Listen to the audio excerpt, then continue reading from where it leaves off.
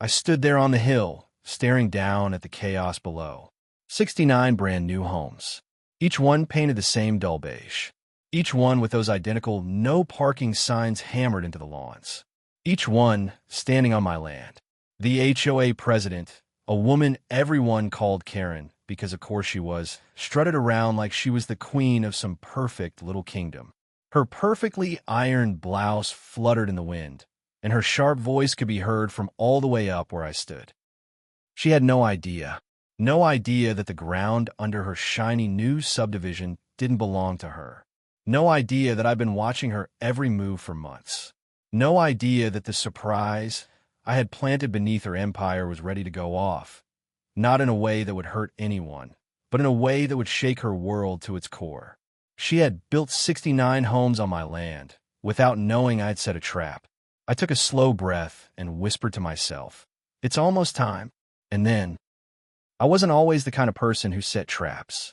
In fact, I used to think that revenge was a waste of life. My parents raised me on kindness. We lived on a peaceful stretch of farmland just outside of Cedar Springs, Texas. It wasn't much, just a few dozen acres, but it was ours. I spent my childhood helping my dad fix fences and feed the goats, while my mom made pie for the neighbors who stopped by. Our little town was the kind of place where people waved at each other on the road. If someone's truck broke down, you stopped to help. That was just the way it was. I carried that attitude into adulthood. After my folks passed, I kept the land, not because it made money, it didn't, but because it was a piece of them. I built a small cabin on the west side, surrounded by oak trees. I had no interest in selling. Developers had come knocking over the years, but I always said no. Then Karen showed up. Karen wasn't from Cedar Springs. She wasn't even from Texas. She came from some wealthy neighborhood in Florida where she used to run their HOA like a drill sergeant. When she moved here, she brought that same energy and the same smug smile. The first time I met her, she was standing in my driveway. No introduction. No hello. Just, "Your property would be perfect for a luxury community.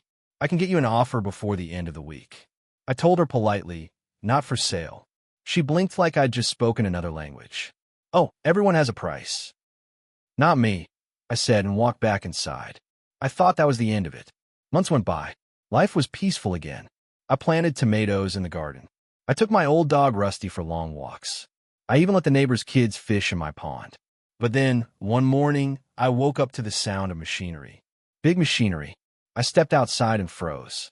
In the distance, near the east edge of my property, there were bulldozers, excavators, a whole army of workers in yellow hard hats. I ran down there, heart pounding, and shouted over the noise, "What are you doing? This is private land." One of the workers barely glanced at me. "We got permits, ma'am. HOA development. Talk to the boss." And there she was, Karen, standing on a little mound of dirt like it was her throne. She waved a set of papers at me, grinning. "This is ours now," she said. "City approved. You should have taken my offer." I snatched the papers from her hand, scanning them. My name wasn't on anything. No signature. No sale. But they'd filed something at the county office claiming the property was part of an abandoned parcel adjacent to theirs. It wasn't abandoned. It was my home. That was the moment my heart went from fear to fire. I went to the sheriff. I went to the county clerk. I even went to a lawyer. But here's the thing about small towns: when big money gets involved, paperwork disappears. Phones stop ringing back. Suddenly, no one has the authority to step in. Karen's crew didn't just clear a patch of land. They cut down trees my dad planted. They filled in my pond.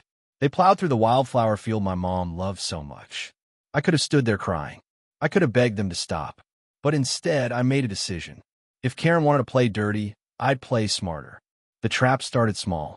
I spent weeks going through every document I had on the property: deeds, surveys, old tax receipts from before I was even born. I found things Karen didn't know existed. I also found something else, an odd little clause in the original deed.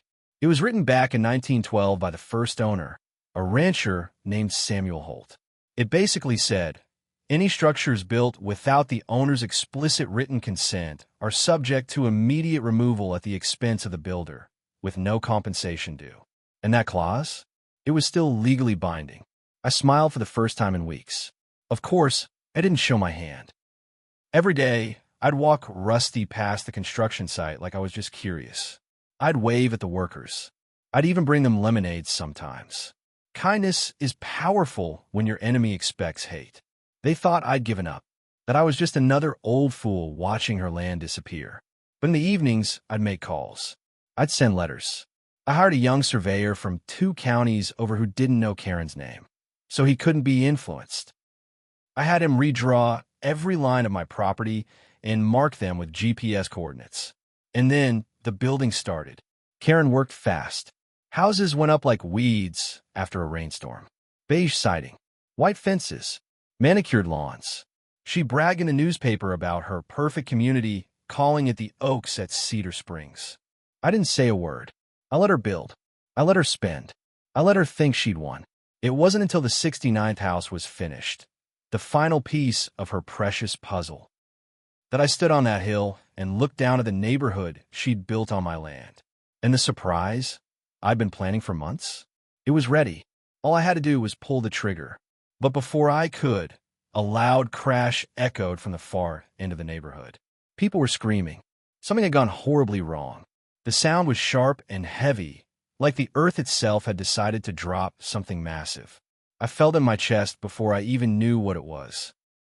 From my spot on the hill, I could see people rushing into the street, their perfect little matching mailboxes rattling from the vibration. A half-finished driveway at the edge of the neighborhood now had a jagged hole in it, like the ground had just given up and swallowed part of the property. Karen was already there, heels sinking into the dirt, waving her arms like she was directing traffic in New York. "Stay back. Everyone stay back," she barked, her voice shrill. But no one was listening. They were too busy staring at the deep black gap that had opened in the middle of their perfect cul-de-sac. It wasn't my trap. Not yet. This was something else. And that made my stomach twist. A man in a polo shirt shouted, "My garage is sinking. The concrete's cracking." And sure enough, I could see it. Long spiderweb cracks racing across the driveway like they were trying to reach the house itself. I started down the hill without thinking, Rusty trotting beside me, ears perked. The closer I got, the more I could smell it, damp earth, like the air after a storm. But there had been no storm. When I finally reached the edge of the crowd, Karen's eyes locked on me. Her expression wasn't welcoming. "This is private property," she hissed. I kept my voice calm. "Looks like your land is fighting back. This is my neighborhood, and I will handle it," she snapped, turning away before I could answer. But I noticed something she didn't. The hole wasn't just a sinkhole. The soil that had caved in was softer, darker, like it had been disturbed not too long ago. And a thought started forming in my mind that made me want to smile, even though this wasn't part of my original plan. The workers had been digging here weeks ago, maybe too deep, maybe into something they shouldn't have touched. That night, the streetlights in the Oaks at Cedar Springs looked dimmer. The noise from the day, chainsaws, drills, shouting was gone. Even the crickets seemed quiet. I sat on my porch with a glass of sweet tea, Rusty's head resting on my foot, and thought about what had happened. If that hole kept growing, Karen would have a real problem on her hands. But here was the thing about problems. If you time things right, you could turn them into opportunities. My parents taught me that kindness is more than just doing nice things. It's about using what you have to protect what matters. And this land mattered to me more than anything. But I also knew, deep down, that no matter how much Karen had stolen from me, there were families living in those houses now. Kids who played on those manicured lawns. They didn't ask for this mess. If I was going to spring my trap, I'd have to make sure they didn't get caught in the fallout. The next morning, I drove into town. Not to the county office, not yet. Instead, I stopped at the little hardware store on Main Street. Mr. Whitaker, who'd known me since I was in diapers, leaned over the counter. "Morning, Jenna," he said. "What can I get you?" I slid a list across the counter. Stakes, heavy rope, a few bright red flags. He looked at me, one eyebrow raised. "What are you fencing off?" I smiled. "Let's just say I'm keeping certain folks from falling into trouble." He didn't ask more questions. Folks in Cedar Springs knew when not to pry. By the time I returned to the property line, near the cul-de-sac. The hole had grown. It was still roped off with cheap yellow tape, but the tape had already sagged in the wind. I planted the heavy stakes myself, tied the rope tight, and hung the bright red flags every few feet. Karen was watching from across the street, arms crossed. "You're trespassing." "No," I said, straightening up. "I'm making sure nobody gets hurt." Her mouth tightened. "This is none of your concern. We're filling it in tomorrow." I glanced back at the hole. "Sure, you go right ahead." But I knew it wasn't that simple. That ground had shifted for a reason. And if I could figure out why, I might just have more leverage than I'd ever dreamed of. That night, a storm rolled in. Not a gentle one. The kind that rattles your windows and makes the trees groan. I barely slept, half expecting to hear the crash of another driveway caving in. When morning came, I grabbed my raincoat and headed toward the cul-de-sac. The scene stopped me in my tracks. The hole had doubled in size. A whole section of the street had fallen in, taking part of the curb with it. One of the brand-new mailboxes was lying sideways in the mud. And Karen? She was pacing back and forth, phone glued to her ear, face pale. I didn't need to hear the conversation to know what was happening. The city was probably telling her that the repairs would take time. A lot of time. And money. I almost felt sorry for her. Almost. Because in my pocket, I had the final piece of my own plan, the legal papers that proved every single one of those houses sat on land that still belonged to me. And soon, I'd show her. But just as I turned to head back to my cabin, something happened that made my heart slam against my ribs. From the far end of the neighborhood came another sound, this one sharper, angrier. It wasn't the earth moving this time. It was sirens. Multiple. Getting closer. The sirens cut through the damp morning air, wailing louder with each second until the first fire truck came barreling down the main road into the subdivision. Behind it, a police cruiser and an ambulance followed close. The sound bounced off the identical beige houses, making it impossible to tell exactly where they were headed until the vehicles stopped 3 streets over. Karen, still gripping her phone, spun on her heels and stormed toward the commotion like she owned the very air we were breathing. I trailed behind, keeping enough distance to stay unnoticed, but close enough to see what was happening. When I rounded the corner, my stomach knotted. One of the homes, barely 6 months old, was belching black smoke from its garage. Flames licked at the siding, curling it like paper. A man in a t-shirt and pajama pants was shouting, his voice breaking, "My car! My tools! But the firefighters were already pulling him back. Neighbors stood on the sidewalks, some holding kids, others filming on their phones. The sky above the house turned an ugly shade of gray as the smell of burning paint and plastic filled the air. Karen was barking orders at the police, insisting they block off the street to keep order, but she wasn't fooling anyone. I saw her hands shaking. Whether it was from fear, anger, or realizing how bad this looked for her perfect neighborhood, I couldn't tell. One of the firefighters glanced at me, then at the sinkhole still gaping just a street away. I could see the thought flicker across his face. This whole place was a disaster waiting to happen. And I couldn't help thinking, perfect timing. That afternoon, after the fire was out and the house stood half-charred with its roof sagging like an old man's hat, I walked back to my cabin. The rain had turned the dirt roads into soft clay, and Rusty's paws left little prints behind us. Inside, I pulled out the thick manila envelope I'd been keeping in the top drawer of my desk. Inside were the official documents, stamped and signed, that traced my ownership of this land back over a century.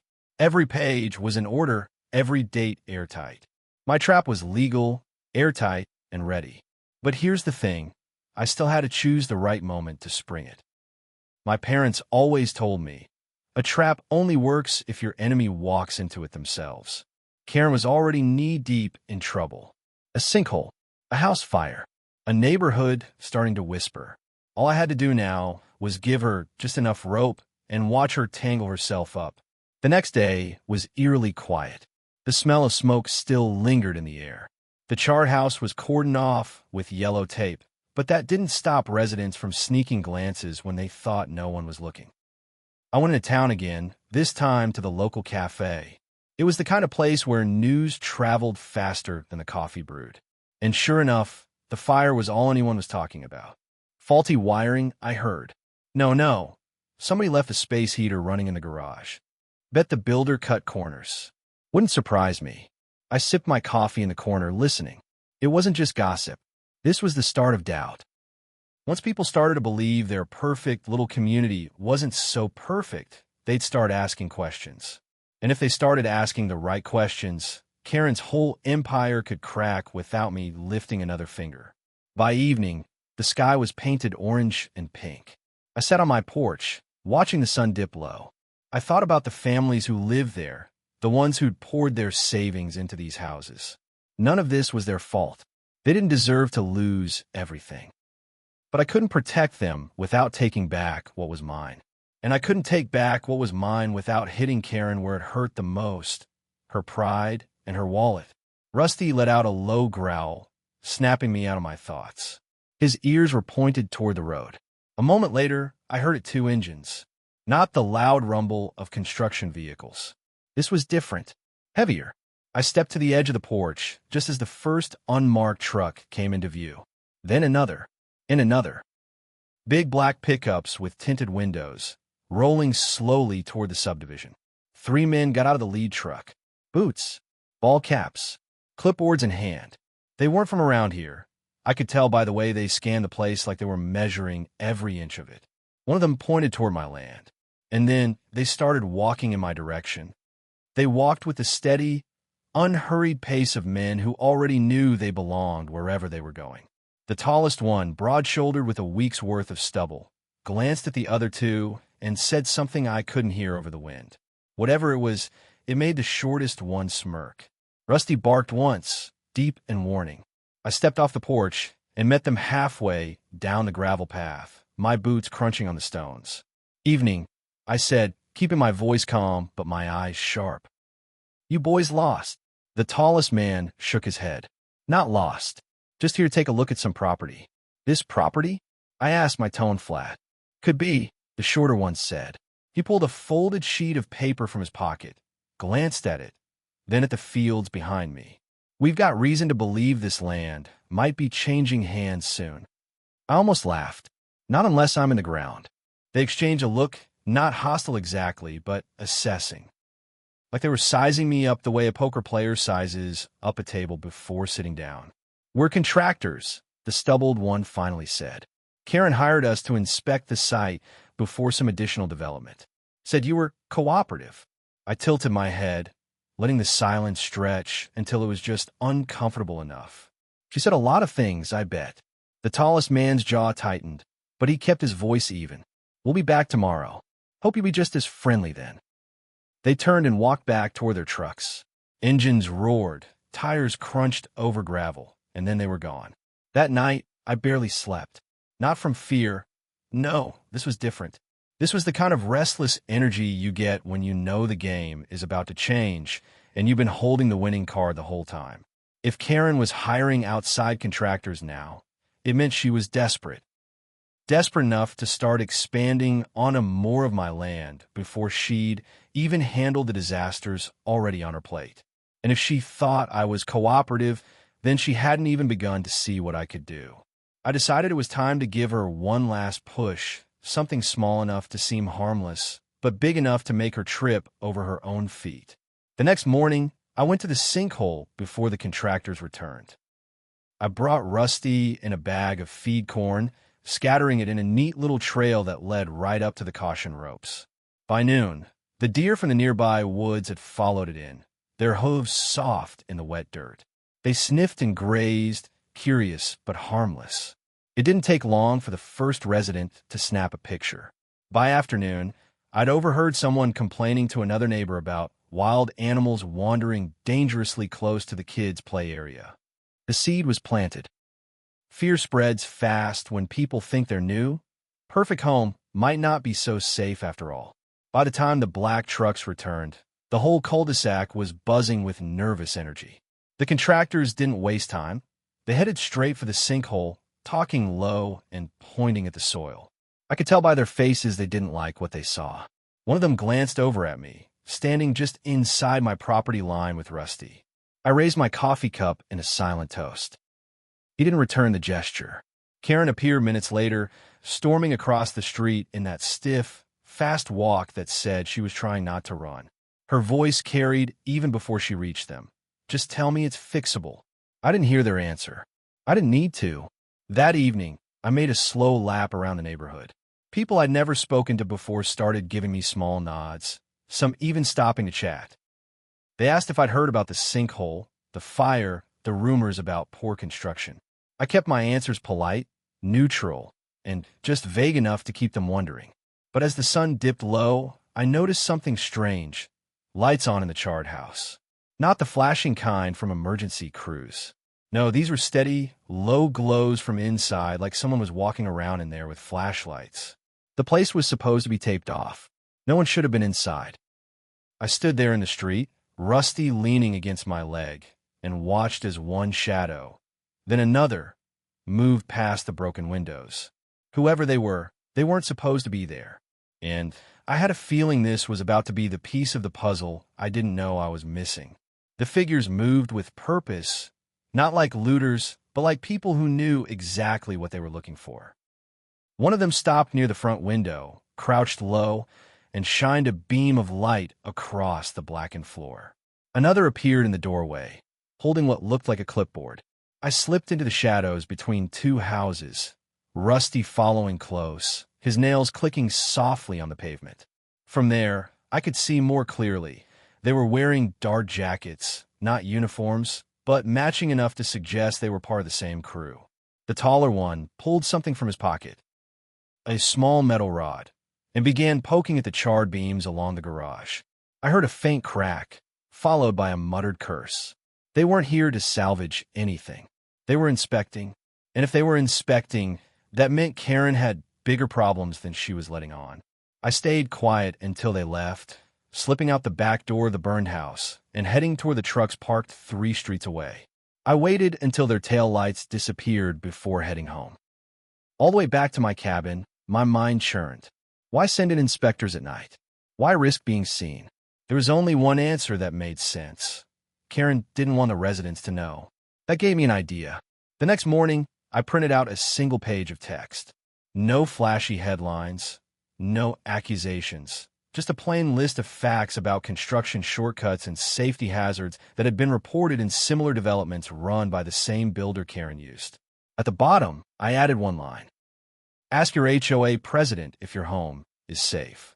By noon, every mailbox in the Oaks had one tucked inside.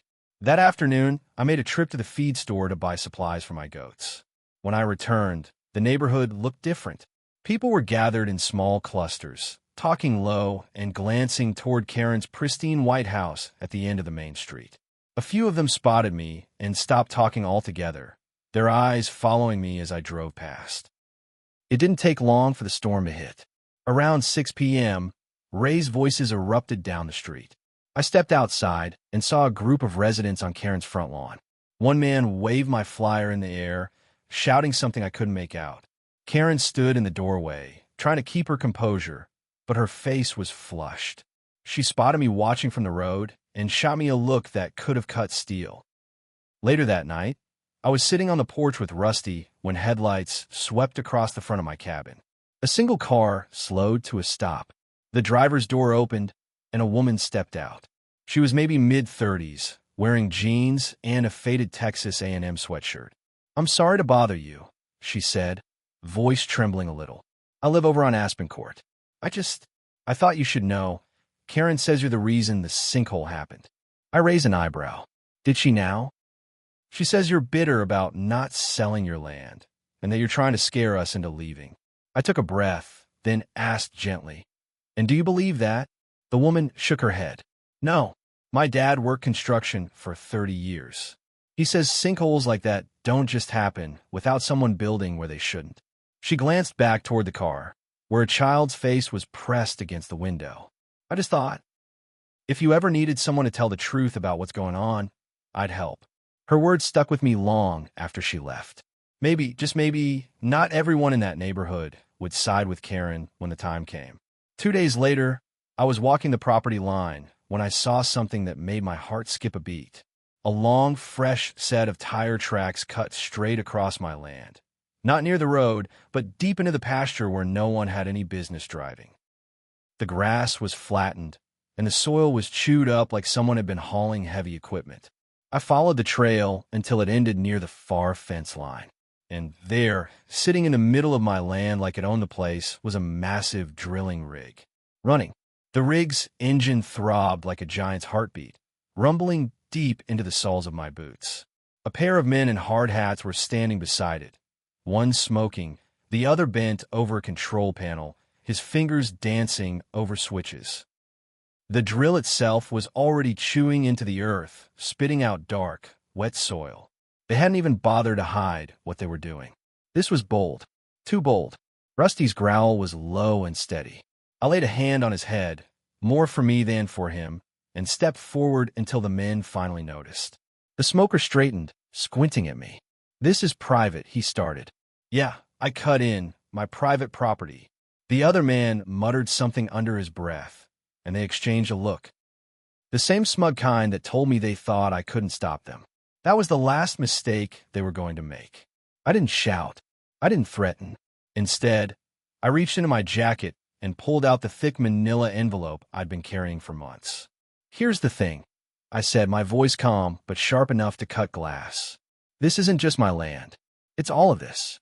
I gestured wide, taking in the entire subdivision in the distance. The neat beige houses, the perfect fences, the manicured lawns. The smoker frowned. "What are you talking about?" I opened the envelope and slid the top document free. The county seal glimmered in the fading light. "These are the original deeds. Every last acre. Never sold, never signed over. You're standing on land that was never yours to touch. And that drilling rig? It's currently trespassing." For the first time, they looked uneasy. "Turn it off," I said. When they hesitated, I stepped closer, my boots sinking into the churned mud. "Or I make one call, and you're paying fines you can't count that high. Your choice." The engine wound down, coughing to silence. By the time I reached the subdivision, Karen was on her porch, a glass of wine in hand, trying to look unbothered. But when she saw me walking up the street with the envelope under my arm, her smirk faltered. "Something you need?" she asked, her tone tight. I stopped at the bottom of her steps. "Not for me. For them." I raised my voice just enough for the small cluster of residents nearby to hear. "You've all built your homes on land that doesn't belong to you. And thanks to a little clause in the original deed, still legally binding, any structure built without my written consent can be removed at the builder's expense. No compensation due." The murmurs started instantly. A man in a ball cap turned to his neighbor. "Did she just say?" "Yes," I said, locking eyes with Karen. "I can make every one of these houses disappear. Legally. And I don't need to go through you to do it." Karen's face went pale. "You're bluffing." I slid the document from the envelope and held it out. "Read it." It took less than 2 minutes for the crowd to realize it was real. One woman gasped. Someone else muttered, "Oh, she's done for." The air shifted. Karen was no longer the queen of her little kingdom. She was a woman standing on stolen ground. I could have ended it right there. Called in the lawyers, the sheriff, the press. Watched her world crumble in a day. But I didn't. Instead, I looked around at the families, the kids clinging to their parents' legs, the fear creeping into their faces. They hadn't done this. She had. So I made my terms. "I'm not here to take your homes," I said, voice steady. "I'm here to take her down. I want the sinkhole fixed, every house inspected for safety, and this HOA dissolved. You don't pay her another dime. And if I hear so much as one whisper of harassment from her again, the next time I come back, I'll bring the bulldozers." The crowd erupted, not in cheers, but in a low, rising hum of agreement. People turned on Karen, voices overlapping, questions and accusations flying. She backed toward her door, stammering about misunderstandings and temporary arrangements, but it was too late. The kingdom had fallen. 2 weeks later, the HOA was gone. The sinkhole was being repaired by a crew hired by the residents themselves. And Karen? She sold her house and left Cedar Springs without so much as a goodbye. I still own the land. Every blade of grass, every tree. And now, the people living on it know whose name is on the deed. Sometimes, kindness means baking pies and lending tools. Other times, it means standing your ground so no one could take what's yours. My parents taught me both. And as I watched Rusty chase fireflies in the dusk, the neighborhood lights glowing soft in the distance, I thought about the trap I'd set all those months ago. It didn't just catch Karen. It freed everyone else she'd trapped, too.